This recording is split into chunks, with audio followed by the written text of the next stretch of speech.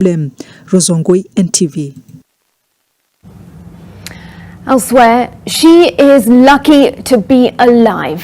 She fasted for days, walked for kilometers with her 5 children, one of them barely hanging on to life, to escape to freedom.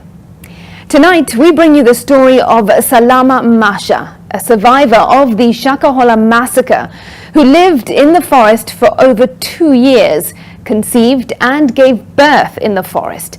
Our Coast Affairs reporter Kevin Mutai caught up with her 6 months after she escaped. It is one of the country's worst case of religious extremism. 428 people died and hundreds are still missing. The suspected leader, Paul Mackenzie, remains behind bars. Some were lucky to survive, and they are living to tell the tales. We set out on a journey in search of one of them, Salama Masha. We traced her several months after escaping from the Shakahola forest.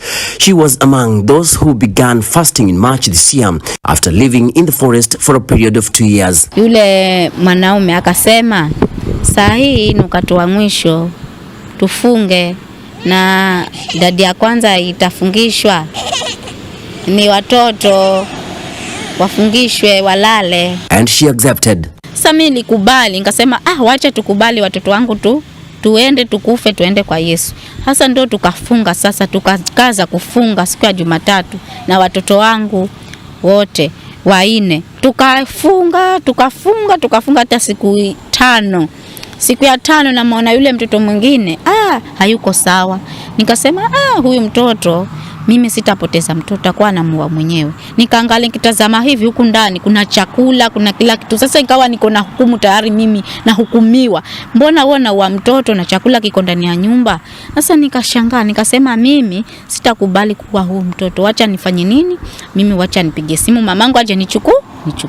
Ndio kapiga simu mamangu, kwa sababu kutoka kule kulikuwa ni si rahisi. Ulikuwa naombe nguvu za Roho Mtakatifu. She says a meeting took place before fasting began and were led by senior preachers associated with Paul Mackenzie, among them foreigners. She claims she did not attend some of the gatherings and was not aware of what was discussed. Having been born and bred in Shakahola, 15 kilometers from the forest, she says those behind the deadly doctrine were afraid that she could leak out details of the ongoings. Each day came with new regulations. Kule jangwani tukaambiwa hakuna tena kusoma Biblia. Hakuna tena kusoma nini? Biblia. Tukae kila mtu akae kivyake, na hakuna tena kutembeleana, hakuna tena kuenda. Kama ni kukufa mtu mwenyewe na jingangane mwenyewe, azike mwenyewe, lakini usitembee tena kwa mwanzako. Okay? Kila mtu akae kivyake. Schools and hospitals were banned. Followers forced to live by certain rules. Sheria. Usinyonyeshe mtoto, mtoto msulubishe, kunyoa mnyoe, usiende hospitali. Hata mtoto wangu yule nilimzaa hivyo huko msituni. Sikuenda wapi kasa huko msituni. According to the mother of 5, a majority of the followers were from far-flung counties who were lured into Shakahola in 2020 by Paul Mackenzie and given parcels of land at a cost of 1,000 shillings per acre. Some of them never met with Mackenzie, but used to follow his teachings on the Times television station owned by the preacher. They were indoctrinated into fasting till death, and by mid-March, dozens of people started dying and were buried by security officers who enforced the cult.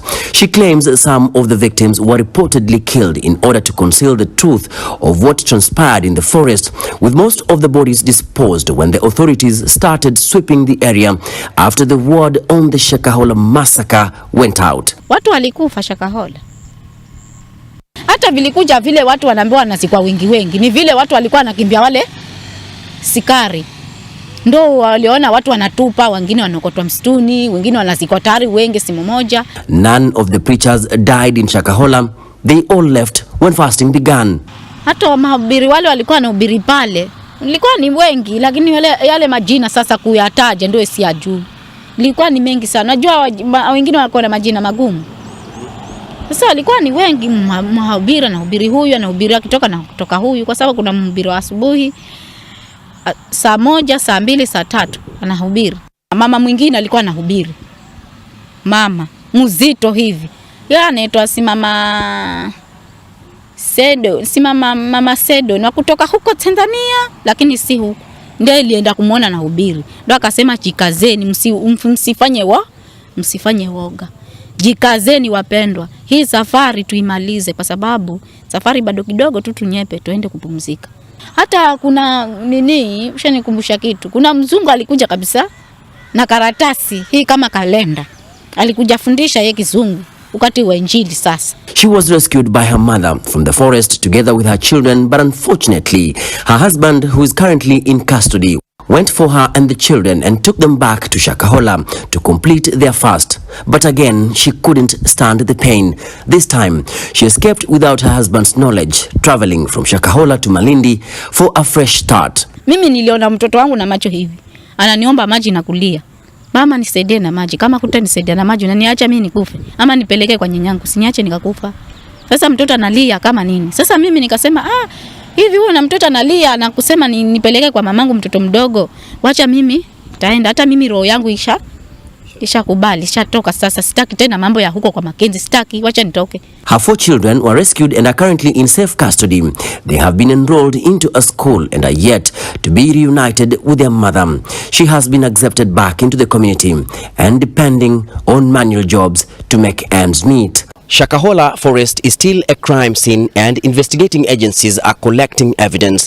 At the same time, Mackenzie and his co-accused persons will remain in custody until the 22nd of December, waiting on a court's decision on whether they will be released on bond or the state will be granted 6 more months to continue detaining them as they struggle to unravel the mystery surrounding the tragedy. Kevin Mutai, NTV.